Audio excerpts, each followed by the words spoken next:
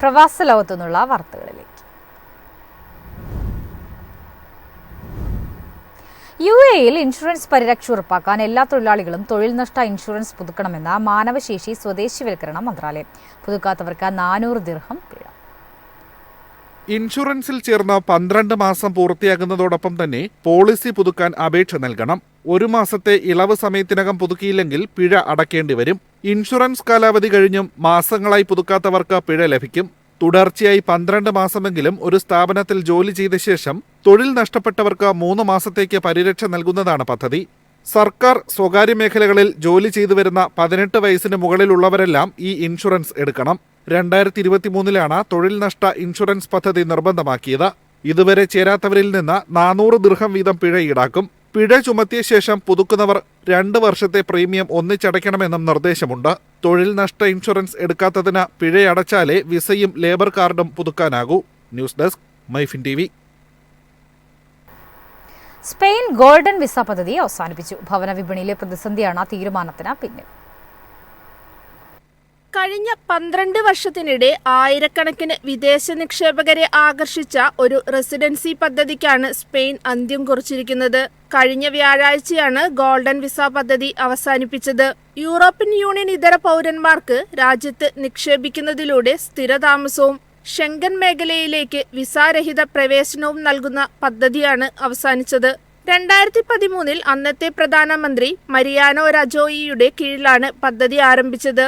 Real estate വഴി കുറഞ്ഞത് 5 ലക്ഷം euro എങ്കിലും നിക്ഷേപിച്ച വ്യക്തികൾക്ക് താമസാനുമതി വാഗ്ദാനം ചെയ്തു. ഇത് അവതരിപ്പിച്ചതിനു ശേഷം 14,576 ഗോൾഡൻ വിസകൾ നൽകിയിട്ടുണ്ട്. ഇതിൽ 95% സ്വത്ത് വാങ്ങലുകളുമായി ബന്ധപ്പെട്ടതായിരുന്നു. ഇത് സ്പെയിനിന്റെ സമ്പദ് വ്യവസ്ഥയ്ക്ക് ഗണ്യമായ സംഭാവന നൽകി. പക്ഷേ ഭവന വിപണിയിൽ വൻ സമ്മർദ്ദം ചെലുത്തി. മാഡ്രിഡ്, ബാഴ്സലോണ തുടങ്ങിയ നഗരങ്ങളിലും മലാഗ, അലിഗാന്റെ, ജിറോണ, വലൻസിയ, ബലേറിക് ദ്വീപുകൾ തുടങ്ങിയ പ്രദേശങ്ങളിലുമാണ് ഈ പരിപാടിയുടെ സ്വാധീനം ഏറ്റവും കൂടുതൽ പ്രകടമായത്. വർദ്ധിച്ച ആവശ്യം വസ്തുവിലകൾ കൂടുന്നതിനും സ്പാനിഷ് നിവാസികൾക്ക് തിരിച്ചടിയുമായി. കഴിഞ്ഞ ഡിസംബറിൽ ഗോൾഡൻ വിസ അവസാനിപ്പിക്കുന്നതിന് സ്പാനിഷ് ജനപ്രതിനിധി സഭ അംഗീകാരം നൽകിയിരുന്നു. 3 മാസത്തെ ഇടവേളയ്ക്ക് ശേഷം നിയമം പ്രാബല്യത്തിൽ വന്നു. News desk, MyFin TV. Rail നിർമ്മാണത്തിനായി തുർക്കി കമ്പനിയുമായി കുവൈറ്റ് ചരിത്രപരമായ റെയിൽവേ കരാർ ഒപ്പിട്ടു. GCC കണക്ടിവിറ്റി പദ്ധതിയുടെ ഭാഗമായി 111 കിലോമീറ്റർ റെയിൽവേ ട്രാക്ക് നിർമ്മിക്കാനാണ് കരാർ. പൊതുമരാമത്ത് മന്ത്രി ഡോക്ടർ നൂറ അൽമഷാൻ കുവൈത്തിലെ തുർക്കി അംബാസിഡർ തുബ നൂർ സോൻമസിന്റെ സാന്നിധ്യത്തിൽ ഒരു പ്രധാന റെയിൽവേ വികസന കരാറിൽ ഒപ്പുവെച്ചു. അന്താരാഷ്ട്ര കൺസൾട്ടിംഗ് സ്ഥാപനമായ റോയാപ്പി തുർക്കിയാണ് കരാർ. കുവൈത്തിന്റെ റെയിൽവേ ശൃംഖലയുടെ ആദ്യഘട്ടത്തിനായുള്ള സമഗ്രമായ പഠനം, വിശദമായ രൂപകൽപ്പന, ടെൻഡർ രേഖ തയ്യാറാക്കൽ എന്നിവ കരാറിൽ ഉൾക്കൊള്ളുന്നു. കുവൈത്തിൽ നിന്ന് ഒമാനിലേക്കുള്ള എല്ലാ അംഗരാജ്യങ്ങളെയും ബന്ധിപ്പിക്കുന്ന 2777 കിലോമീറ്റർ അന്തർദേശീയ റെയിൽവേ ശൃംഖല സ്ഥാപിക്കുക എന്ന ഗൾഫ് സഹകരണ കൌൺസിലിന്റെ പദ്ധതിയുടെ ഭാഗമാണിത്. ഈ പദ്ധതിയുടെ കുവൈത്ത് വിഭാഗത്തിൽ ഷാദാദിയ മുതൽ നുവൈസീബ് വരെ നീളുന്ന 111 കിലോമീറ്റർ ട്രാക്ക് ഉണ്ടായിരിക്കും. സെൻട്രൽ ഏജൻസി ഫോർ പബ്ലിക് ടെൻഡേഴ്സിന്റെയും ഓഡിറ്റ് ബ്യൂറോയുടെയും അംഗീകാരം ഉൾപ്പെടെ എല്ലാ നടപടിക്രമങ്ങളും ഉൾക്കൊള്ളുന്നതാണ് കരാറെന്ന് അൽമഷാൻ പറഞ്ഞു. News desk, MyFin TV. കുവൈറ്റിൽ പ്രവാസികളുടെ വർക്ക് പെർമിറ്റ് പുതുക്കുന്നതിന് ഓട്ടോമേറ്റഡ് അക്കാദമിക് വെരിഫിക്കേഷൻ സിസ്റ്റം ആരംഭിച്ചു. വ്യാജ അക്കാദമിക് സർട്ടിഫിക്കറ്റുകൾ തടയുകയാണ് ലക്ഷ്യം. പബ്ലിക് അതോറിറ്റി ഓഫ് മാൻ പവറിന്റെ നേതൃത്വത്തിലാണ് പുതിയ സംരംഭം. സ്വദേശികൾ അല്ലാത്തവർക്കും ഇത് ബാധകമാണ്. കുടിയേറ്റ തൊഴിലാളികൾ, GCC പൗരന്മാർ, പൗരത്വമില്ലാത്തവർ എന്നിവരും ഇതിലുൾപ്പെടും.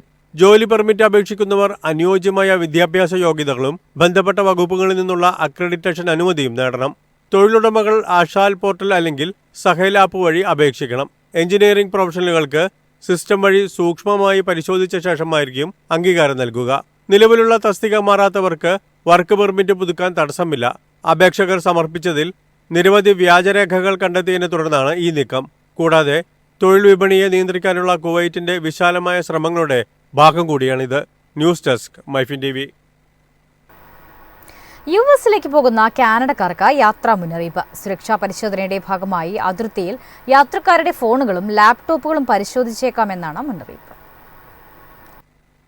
അമേരിക്കയിലേക്ക് പോകുന്ന യാത്രക്കാർ അതിർത്തിയിൽ സൂക്ഷ്മ പരിശോധന പ്രതീക്ഷിക്കണമെന്നും ഫോണുകളുടെയും മറ്റ് ഇലക്ട്രോണിക് ഉപകരണങ്ങളുടെയും പരിശോധനകൾക്ക് തയ്യാറായിരിക്കണമെന്നും കനേഡിയൻ സർക്കാർ മുന്നറിയിപ്പ് നൽകി. പ്രസിഡന്റ് ഡൊണാൾഡ് ട്രംപിന് കീഴിൽ US അതിർത്തിയിലും കുടിയേറ്റ നയത്തിലും അടുത്തിടെ വരുത്തിയ മാറ്റങ്ങളെ തുടർന്നാണ് പുതിയ മാർഗനിർദ്ദേശം. UK, ജർമ്മനി, ഫ്രാൻസ് എന്നിവ ഉൾപ്പെടെയുള്ള രാജ്യങ്ങൾ ഇതിനകം തന്നെ അവരുടെ പൗരന്മാർക്ക് സമാനമായ മുന്നറിയിപ്പുകൾ നൽകിയിട്ടുണ്ട്. അതിർത്തിയിലുള്ള പരിശോധനാ സംഘങ്ങളുടെ നിർദ്ദേശങ്ങൾ പാലിക്കുകയും ജാഗ്രത പാലിക്കുകയും ചെയ്യണമെന്ന് നിർദ്ദേശിക്കുന്നു. US-ലേക്കുള്ള കാനഡ സ്വദേശികളുടെ വരവ് അടുത്തിടെ കുറഞ്ഞിട്ടുണ്ട്. ഫെബ്രുവരിയിൽ കഴിഞ്ഞ വർഷത്തേക്കാൾ 23% കുറഞ്ഞതായി സ്റ്റാറ്റിസ്റ്റിക്സ് കാനഡ പറയുന്നു. US ട്രാവൽ അസോസിയേഷന്റെ കണക്കനുസരിച്ച് US-ലെ അന്താരാഷ്ട്ര സന്ദർശകരുടെ ഏറ്റവും വലിയ കൂട്ടം കാനഡക്കാരാണ്. കഴിഞ്ഞ വർഷം അവർ $20.5 ബില്യൺ US-ൽ ചെലവഴിച്ചു. News desk MyFin TV.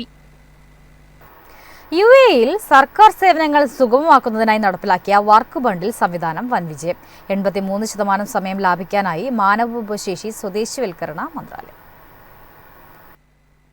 തൊഴിൽ നിയമനവുമായി ബന്ധപ്പെട്ട നടപടിക്രമങ്ങൾ 72%, ഡേറ്റ എൻട്രി മേഖലയിൽ 93%, ആവശ്യമായ രേഖകളുടെ എണ്ണം 79% കുറയ്ക്കാൻ സാധിച്ചു. ഡിജിറ്റൽ സംവിധാനം നടപ്പിലാക്കിയതോടെ അപേക്ഷകർ ഓഫീസുകളിൽ നേരിട്ടെത്തുന്നത് 77% കുറഞ്ഞു. വർക്ക് ഇൻ ദ UAE എന്ന സംയോജിത ഡിജിറ്റൽ പ്ലാറ്റ്ഫോമിന്റെ ഭാഗമായാണ് വർക്ക് ബണ്ടിൽ സംവിധാനം കൊണ്ടുവന്നത്.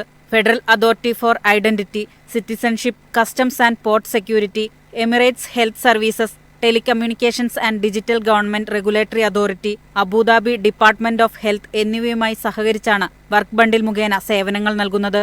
News desk MyFin TV.